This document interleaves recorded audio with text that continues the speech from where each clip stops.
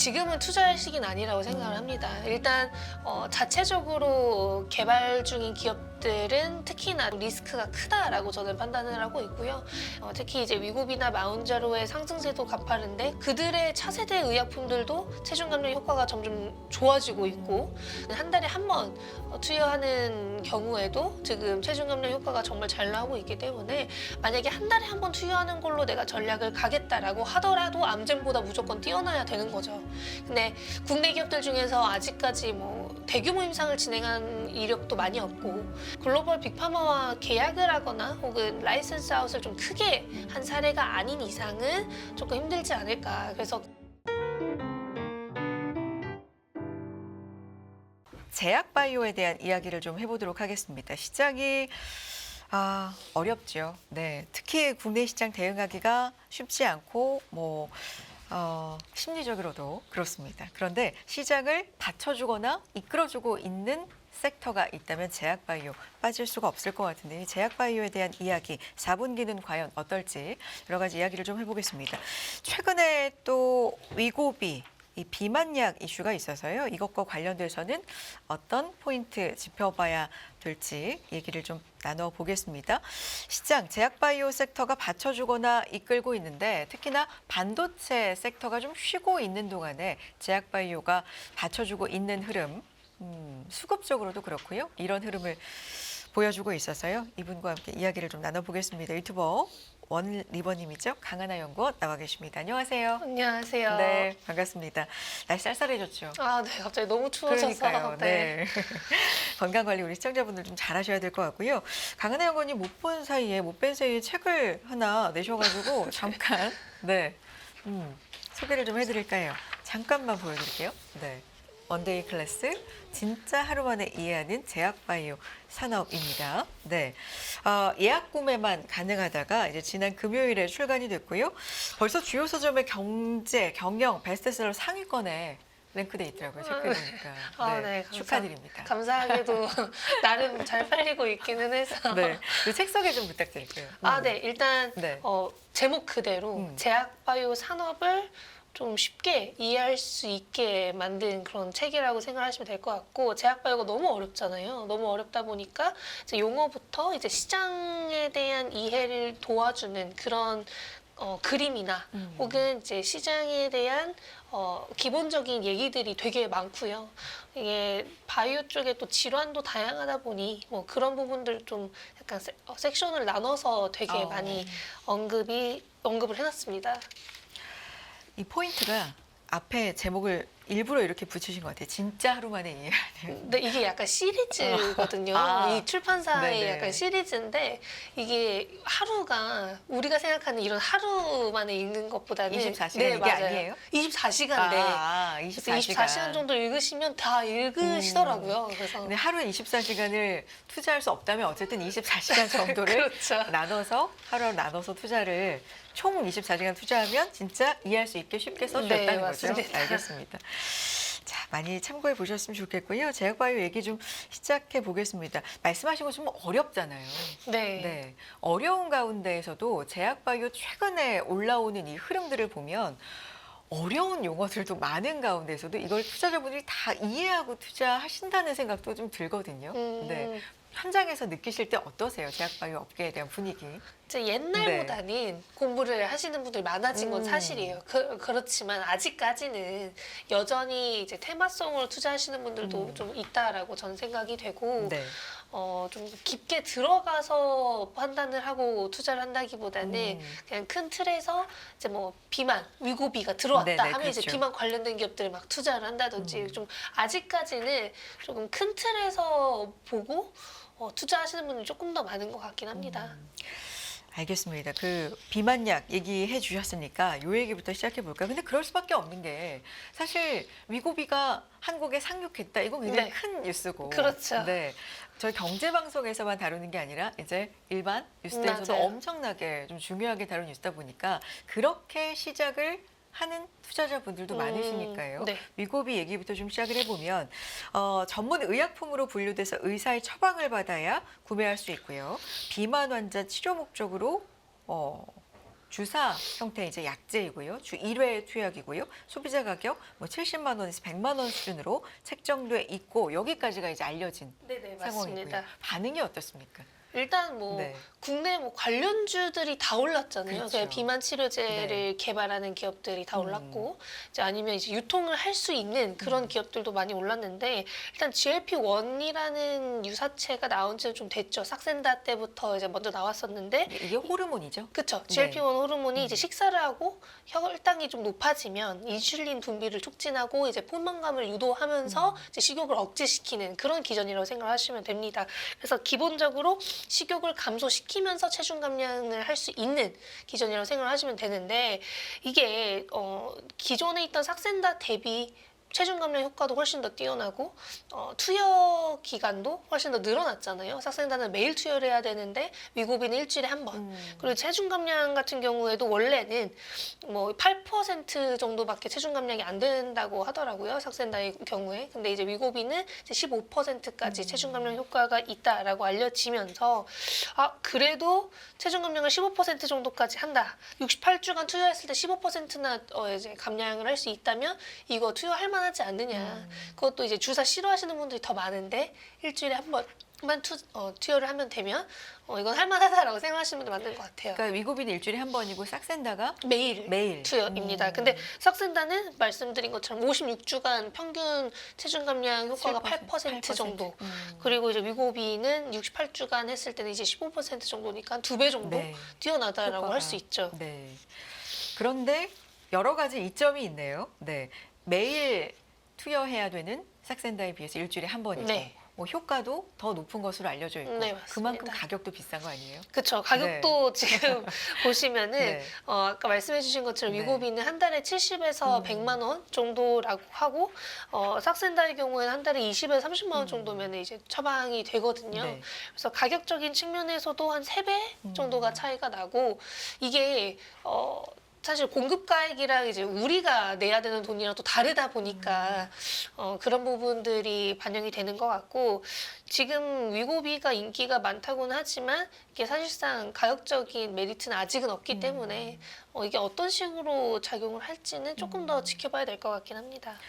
어쨌든 기대감 그리고 상륙한 뒤의 반응 이런 걸 반영해서 관련주들은 연일 강세를 보였습니다. 네, 개발하는 회사가 있고 이제 유통하는 회사가 있고 네. 지금 상황이 어떻습니까? 주가 흐름은 어디가 더 좋았고 뭐 이런 부분을 좀 짚어주시면 좋을 것 같아요. 일단 네. 위고비가 국내에 들어온다고 해서 사실 국내 비만 치료제 관련 기업들이 수혜를 받는 부분은 없거든요. 아시겠지만 뭐 유통 기업들은 있을 수 있겠죠. 혹은 이제 파트너사들은 있을 수 있지만 관련된 개발 기업들은 수혜를 받을 수 없다는 것과는 별개로 아직 주가는 직접적 수혜는 그쵸. 없는 건데. 주가는 네. 훨씬 더 많이 올랐다라고 봐주시면 될 것 개발사들. 같은데 네. 네.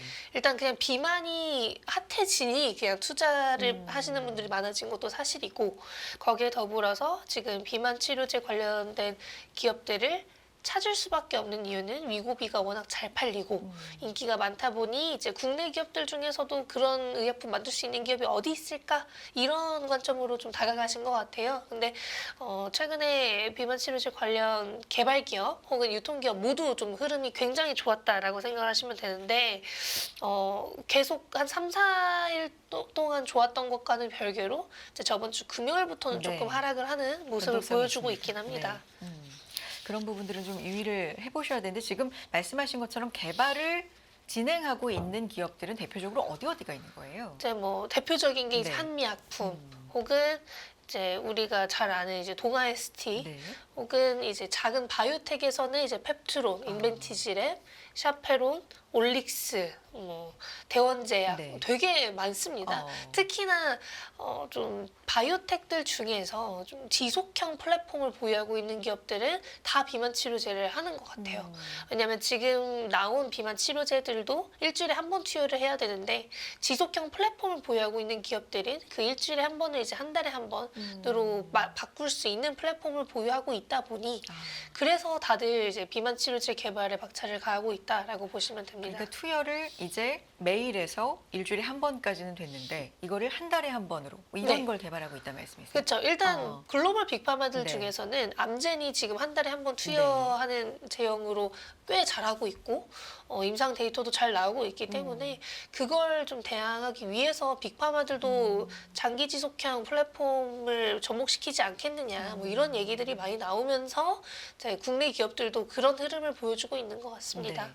그럼 개발을 하고 있다라는 것만 투자자들이 아는 게 아니라 이게 네. 진행이 어느 정도 되고 있는지, 네. 어디가 제일 잘하고 있는지 뭐 이런 부분은 알 수 있는 방법들, 기준으로 삼을 만한 뭐 뉴스들이라든지 이런 것들이 있을까요? 가장 중요한 네. 거는 비만 치료제의 경우 글로벌 임상을 진행해야 되잖아요, 네. 결국에는.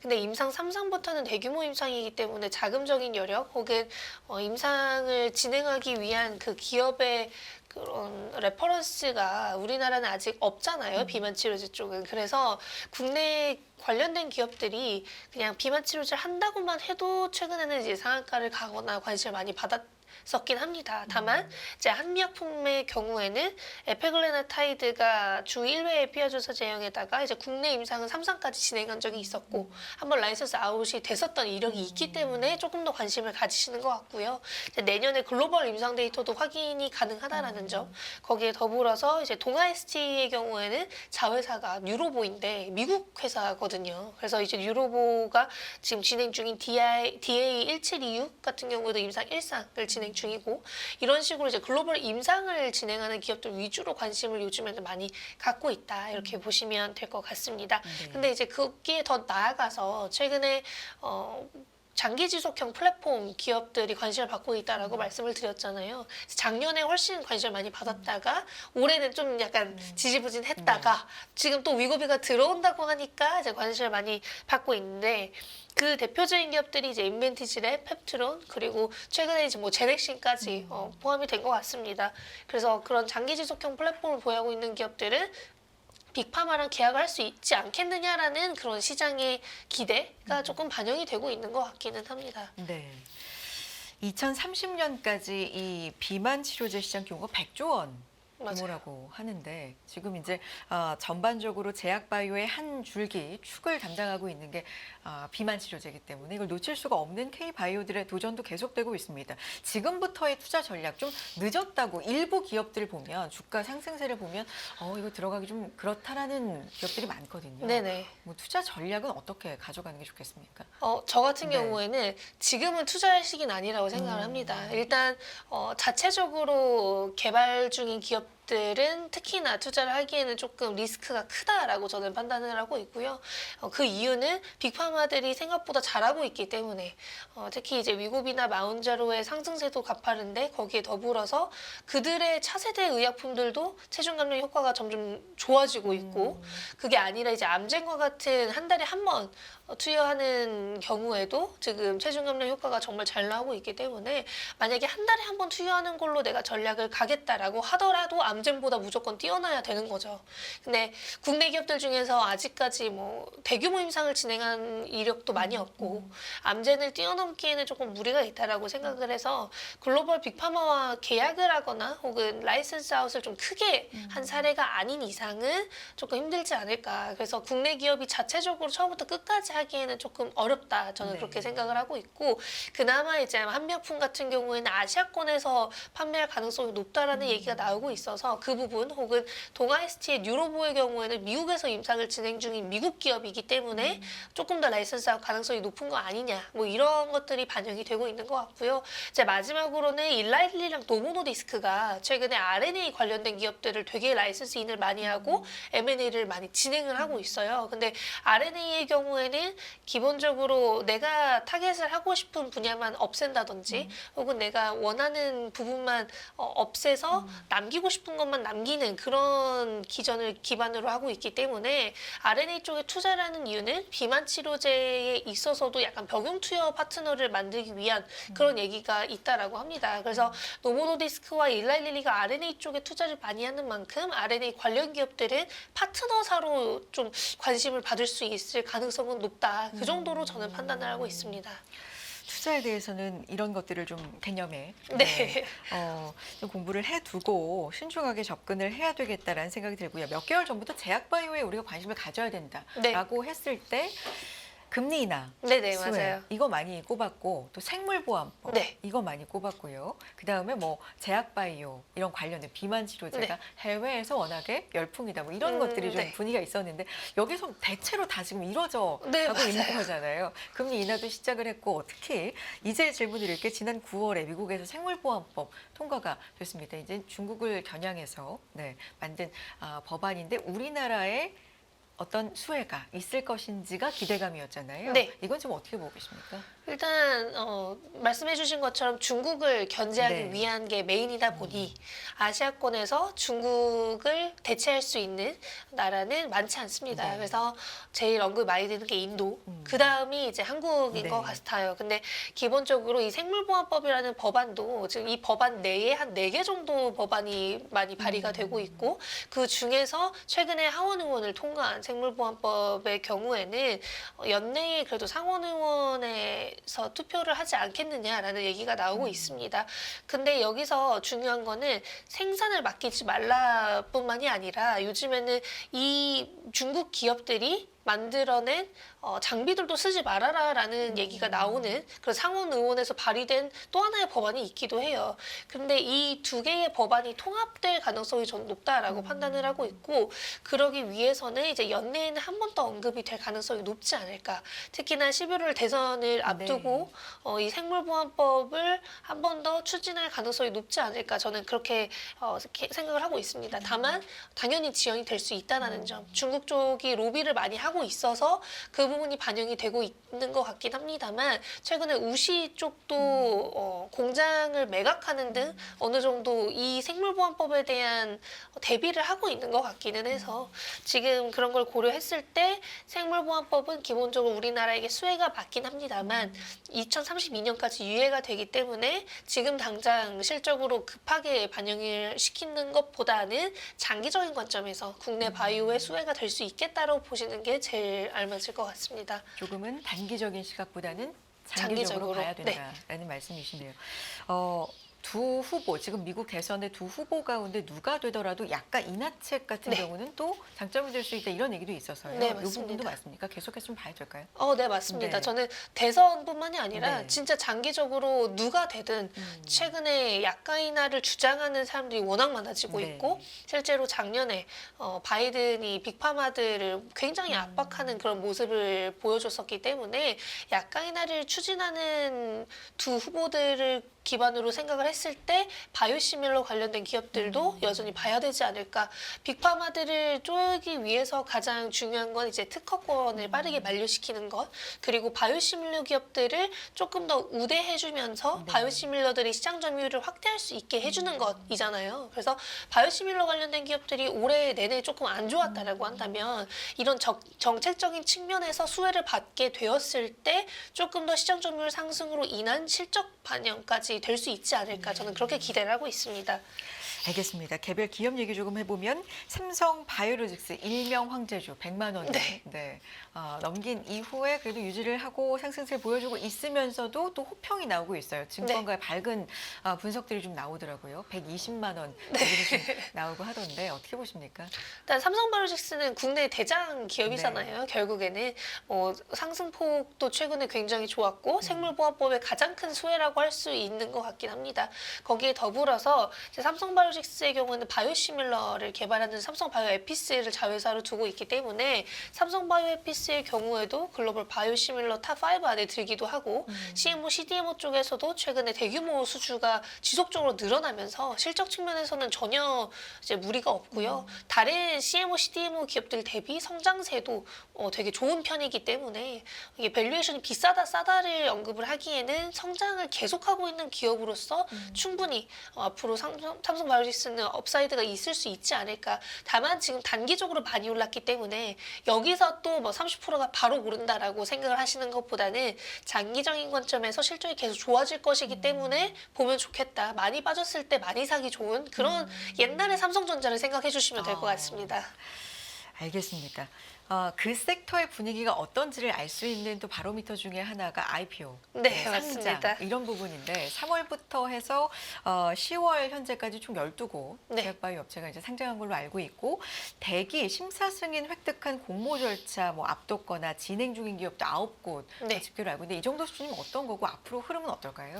일단 작년이 되게 안 좋았잖아요. 그렇죠. 작년에 해봤자 12곳이 상장이 된 걸로 알고 있고 그 전년도, 전전년도에는 이제 30곳 정도가 네. 상장이 된 걸로 알고 있습니다. 그만큼 지금 바닥을 다지고 IPO 시장도 조금 반등을 하는 모습인데요. 그럴 수밖에 없는 가장 큰 이유 중 하나는 심사 절차가 훨씬 더 까다로워졌고 심사 절차가 까다로워졌기 때문에 훨씬 더 좋은 기업들이 준비를 많이 하고 상장을 추진하고 있습니다. 그래서 실제로 자금 여력이 너무너무 없거나 단기적으로 자금을 벌 수 없는 그런 기업들의 경우에는 최근에 IPO가 조금 지연되거나 안 되는 경우가 많이 있고요.